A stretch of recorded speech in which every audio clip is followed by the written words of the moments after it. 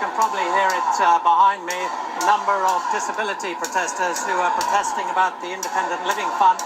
About 10 minutes ago, they rushed towards the members' lobby there where the Commons chamber is, in an effort, it seems, to get into the chamber in the middle of Prime Minister's questions. Now, the police, about 30 or 40 police, closed the door, stopped them from getting in, and they weren't able to get into Central Lobby, and Prime Minister's questions carried on, seemingly, I think, oblivious to what has been going on here. But I have to say, I've never seen scenes like this before, with protesters chanting, shouting, just yards from the Commons chamber. They started off perfectly peacefully. I was talking to some of them before Prime Minister's questions got underway. They were giving out leaflets. They were hoping to see some MPs. And then, as I say, whether it was prepared in advance, I don't know.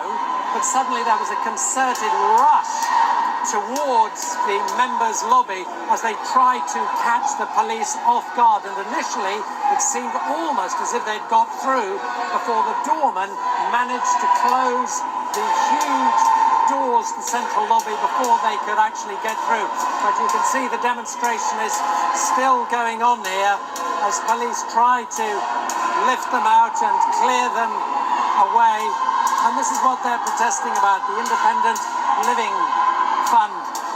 And all this, of course, before we know of further possible cuts to some disability benefits. Excuse me, do you mind coming here, sir? You're part of this demonstration. Yes. What are you actually protesting about? Well, basically, they're closing down the ILF, which is the Independent Living Fund. Independent living is vital to the lives of disabled people. Why should it be fragmented down to councils who can't afford it? We've been told now that some people, rather than getting funding, that they're going to be given incontinence pads and be told to get on with it.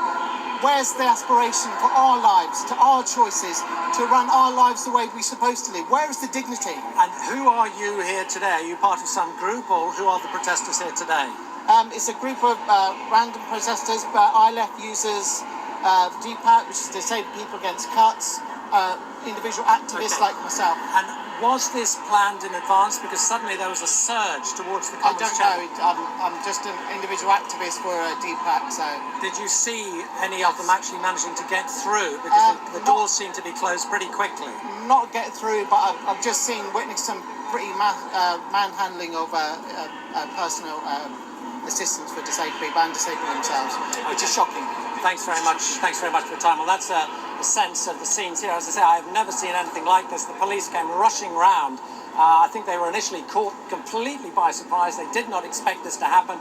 Just talking to that protester there, he said it was not planned in advance. It was just a spontaneous decision that they decided to try and storm Prime Minister's questions. Now, it seems to have calmed down and settled down a bit now, but you heard him there criticising some of the police manhandling of some of the people who've been trying to get through. But as I was saying, perhaps an indication of the sort of difficulties Mr Cameron may face if he does indeed decide to press ahead with clawing back on disability benefits as part of the £12 billion of savings which we know have been penciled in for the budget. Norman, thank you very much. As you say, just beyond the door from where they are protesting, David Cameron is...